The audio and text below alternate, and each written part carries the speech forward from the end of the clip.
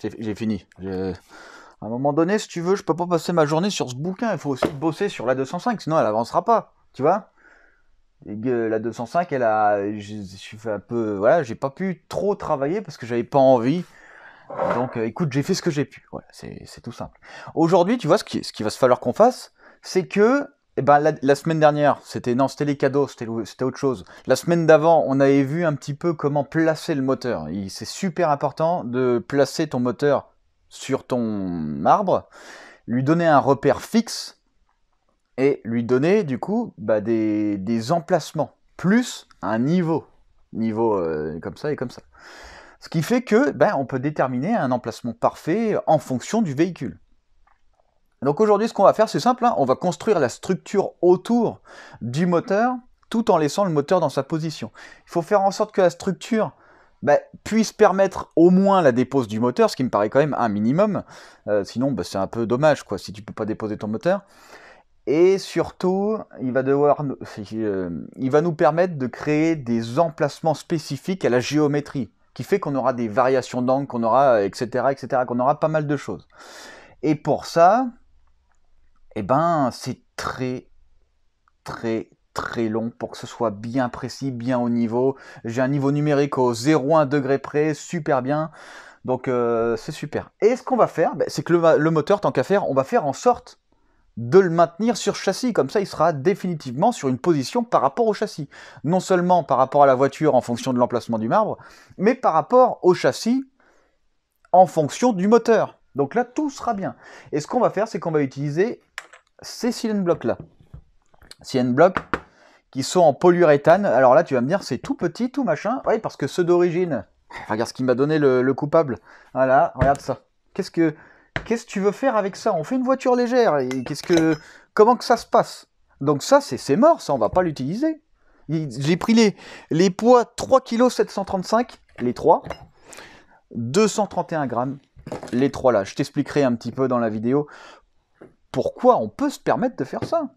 Mais oui. Mais moi, je pense qu'il faut... je te montre, écoute, on commence, on fait ce qu'on a à faire. Si tu as des questions, t'as qu'à mettre en commentaire si tu veux. C'est tout bête. C'est tout bête. Bon, tu as vu, on a reçu quelques nouvelles pièces. Donc c'est pas mal. Un truc important, la voiture, elle est sur ses roues dans 2 semaines. Dans 2 semaines, le châssis, si je bosse, parce que faut que je me foute un coup de pied quand même pour que ça avance pour de vrai. Si je bosse, 2 semaines. 2 semaines, le châssis est 100% terminé. 100% terminé, géométrie comprise. Mais pour ça, regarde, il faut que je lève mon fion, mon gros fion, tu vois, comme... Regarde. Ah, t'as vu comment c'est dur? Mais si je le lève pas, il se passe rien.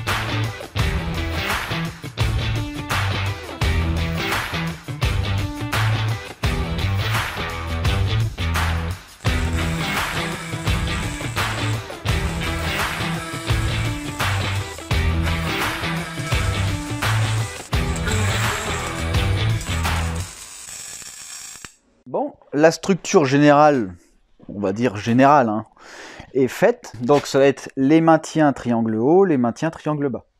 Donc là, on est symétrique, on est à niveau, on est machin, on est tout. On est super bien. Ce qu'il nous reste à faire, avant de commencer à créer les triangles, déjà il faudra déterminer une hauteur des cieux par rapport au châssis. Et oui, parce qu'en fonction de la hauteur des cieux, la longueur des triangles sera différente, puisque sinon on créera un mauvais carrossage. Bref, ça c'est encore autre chose. Mais ce qu'il va surtout falloir faire maintenant, c'est que nos maintiens doivent être maintenus, tu vois, par un cylinder block. Donc on va créer un cylinder block qui soit adaptable directement. Les barres, je sais pas si tu vois, regarde, toutes les grandes barres de renfort sont pile poil en dessous de chaque futur support, parce que c'est là où il va y avoir le plus de poids, donc il faut que ce soit le plus renforcé. Le reste, on est sur des barres un peu plus faibles, niveau diamètre. Donc il va falloir créer un emplacement cylinder block là, ici et là. D'origine, les cylinder block, on va aller voir ça, c'est d'origine. Bon, ça c'est un d'origine polyuréthane. Hein. D'origine, tu vois, pof, ça va là-dedans, clac. Sans celui-là, j'ai l'impression. Voilà. Peut-être que celui-là va après, je sais pas. Mais en gros, est-ce que tu vois un peu la masse? Ça, c'est un truc d'origine. C'est extrêmement mou. Ça se déforme très facilement. C'est pas forcément super top. Là, ici, on en a encore un. Pareil. Hein. En fait, ce qu'il y a, c'est que c'est surtout très lourd. Et ça permet beaucoup de mouvement. Nous, on veut limiter ce mouvement pour, on va dire, augmenter la précision. Plus vous avez des éléments qui se ballottent sur votre véhicule, plus vous avez des effets ressorts. Je sais pas comment l'expliquer, réellement, mais en gros, si tu veux, admettons, tu vois, tu mets une bille dedans, tu secoues à la main, tu vas arrêter de secouer, tu vas encore sentir la bille bouger dedans. Ce qui fait que le poids de la bille va te faire sentir les efforts. Ben, en fait, le moteur, c'est pareil. Si tu lui mets des trucs trop mous, avec les vibrations, avec les efforts latéraux, eh ben, il va faire un peu des sortes de rebonds. Bref, enfin, c'est pas grave. Et du coup, plutôt que d'avoir ça, moi j'ai décidé de mettre ça. Alors déjà, niveau masse, on est clairement gagnant. Et en plus de ça, bah, c'est facile à adapter. C'est très facile. Là, tu vas me dire, bah attends, mais comment veux-tu que ça supporte ça? Tu te rends compte la différence de taille? C'est pas la taille qui fait le truc, hein. Je te rassure. Ça suffit largement. Largement. Il y en a, ils montent directement en rigide, hein, leurs éléments moteurs. Bon, ça, par contre, il faut être uniquement sur asphalte extrêmement lisse, sinon ça déchire le châssis. Là, ici, on va se permettre des micro-vibrations. Donc, dès que le moteur va accélérer, il va transmettre directement. Tout le couple sera directement transmis aux transmissions, aux roues, contrairement à des gros maintiens comme ça qui vont permettre un peu plus d'élasticité. Alors par contre, effectivement, on va avoir plus de vibrations sur le châssis. Mais on n'est pas sur du off-road. Là, on est sur un truc vraiment typé circuit. Hein. Donc là, on n'aura que des routes lisses, c'est quand même le mieux. On pourra quand même, vu qu'on a une certaine épaisseur de polyuréthane, donc on pourra se permettre des vibrations, mais on ne peut pas non plus se permettre du off-road. Tout simplement. Donc, je sais pas si tu vois un peu, ça, je crois qu'on dépasse le kilo avec ça. Et puis regarde ça. Boum.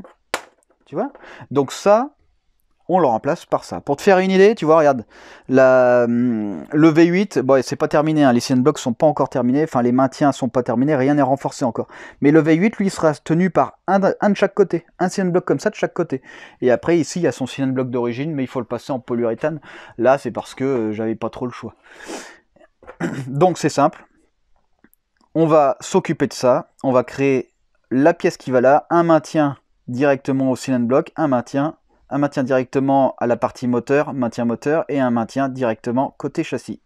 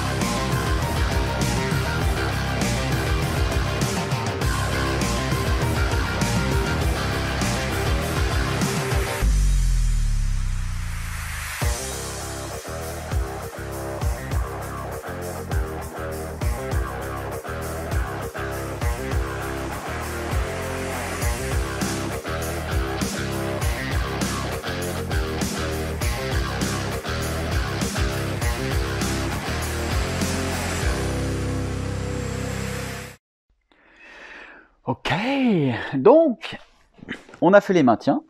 Tu vois là le maintien avec le cylindre bloc. Regarde ça, c'est beau. Donc maintenant ce qu'il faut faire, évidemment, il va falloir faire un maintien directement de la partie cylindrique sur la barre de renfort. Donc ici pareil, même tarif, avec le cylindre bloc.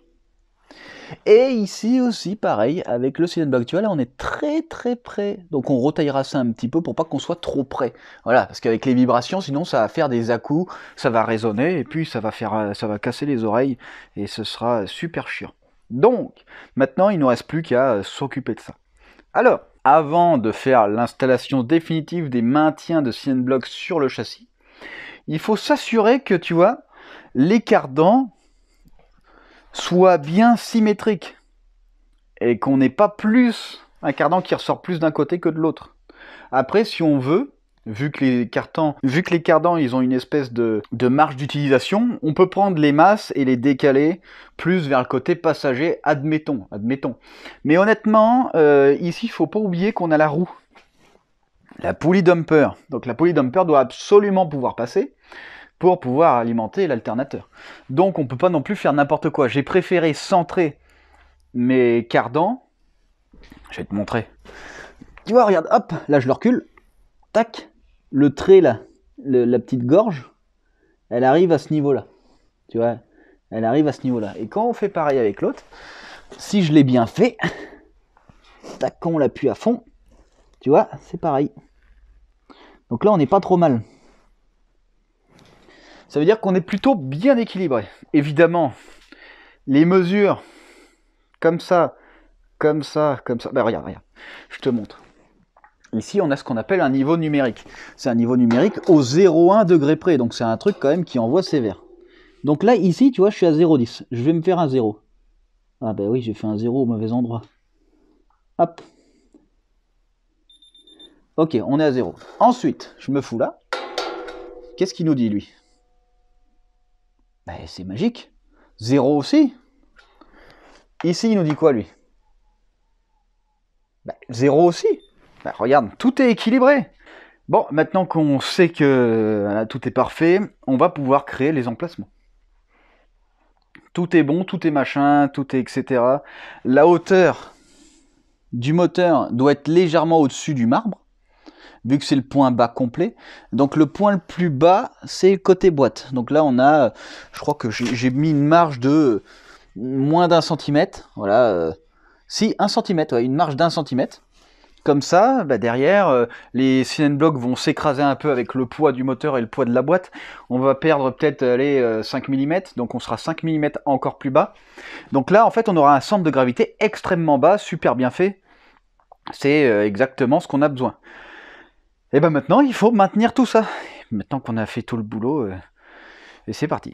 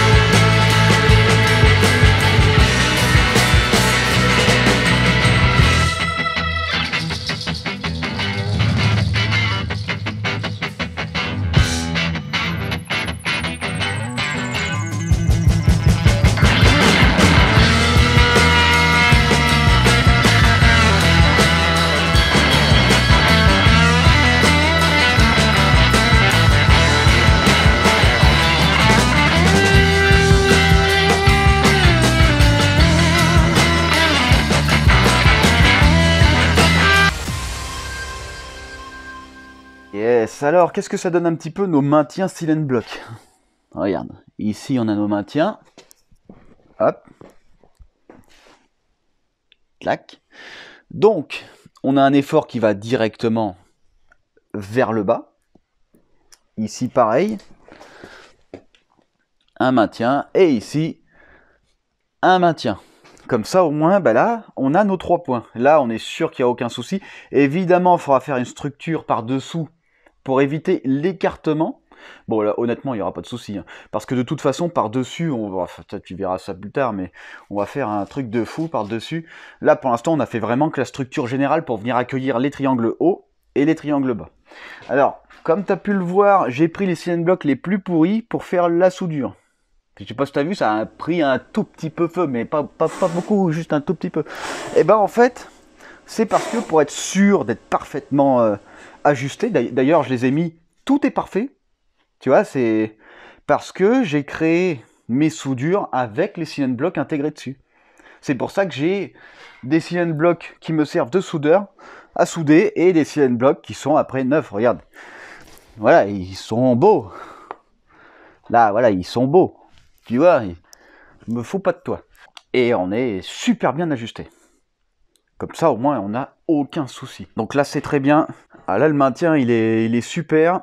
Tout est bon, tout est à niveau, tout est super. C'est Magix. Ah, bon, maintenant, il va falloir s'occuper de la géométrie. Ah, de la géométrie, il va falloir créer quelque chose. Alors, pour créer une bonne géométrie... Mais pour ça, il faut attendre la semaine prochaine. Non mais oui, je vais pas tout te montrer d'un seul coup. Comment c'est quoi? Sinon, comment je fais, moi, si j'ai plus de contenu à te montrer que si je te montre tout d'un coup? Bon, d'accord, là, j'ai tourné combien de vidéos sur ce châssis? 200. 180 et quelques. J'ai 200 vidéos, si tu veux. Bon, après, évidemment, dans les timelapses, tu vois, sur 1 minute, il y a peut-être 10 vidéos qui partent. Ça dépend, en fait. Voilà, écoute, ça dépend. Mais il y a quand même pas mal d'avance. Ce qui va se passer, c'est que la voiture, elle sera finie, alors que les vidéos, les épisodes seront pas encore finis. Donc après, forcément, si toi, tu t'intéresses plus parce que tu l'as déjà vu terminer, bon... Bah, tu seras plus là à regarder. Écoute, tant pis, je serai comme un débilos, tout seul. Tout seul. Mais bon, écoute, faut rester positif. Je te montre ce que je peux. J'aime bien lancer un peu du spoil parce que j'aime pas faire languir les gens. Et puis ça me fait plaisir de les montrer. Regarde ça, je t'ai montré le châssis, comment il a avancé. On a le châssis central, on a le châssis arrière. C'est solidarisé, tu sais, tout est solidaire. Qui fait que tout est précis, tout est haut. J'ai fait en sorte que ce soit parfait et tout est là. Tout est là. La voiture, dans 2 semaines, comme je te l'ai dit en début de vidéo, sera sur ses roues. Dans 2 semaines. Alors évidemment, s'il n'y a pas d'imprévu. Normalement, non. Hein. Mais dans 2 semaines. Donc du coup, ça arrive plutôt vite. Cette voiture, je prévois de la finir pour fin mars. Bon, évidemment, il faut que j'ai le moteur. Donc ça, après, on verra. Mais fin mars, normalement, si je me bouge bien le fion et que je me fous un gros coup de pied, en ce moment, j'arrive à me donner un peu des coups de pied, ce qui fait que ça avance plutôt vite. Si je garde cette même motivation, fin mars, c'est sûr, elle est terminée. Mais il faut que je garde la même motivation. Dans 2 semaines, elle est sur ses roues. Dans 3 semaines, je pense que la plupart des circuits sont installés. Dans 4 semaines, quelques détails. Dans 5 semaines, sûrement, la carrosserie, si je reçois ce qu'il faut. Il y a aussi les sièges installés, les ceintures, le volant, la direction, etc. Il y a quand même pas mal de choses. Donc, fin mars, écoute, pourquoi pas, j'ai envie de te dire, pourquoi pas, ça avance plutôt bien. Peut-être que je m'avance un peu trop, mais écoute, on reste sur ça, on reste sur fin mars, et puis comme ça, au moins, entre la fin de la cagnotte du 2 février et la fin du projet, bah, fin mars, eh ben, il n'y aura que 2 mois, ça fait pas trop long d'attente, si tu veux. Donc je pense que c'est plutôt bien, tu vois, 2 mois pour la fin. Écoute, je fais ce que je peux. Voilà, je jette pas des pierres dessus. J'essaye d'avancer le plus vite possible. Me dis pas que c'est trop lent parce que sinon ça va être chiant et tout. Dis pas que je fais rien aussi parce que c'est pas vrai.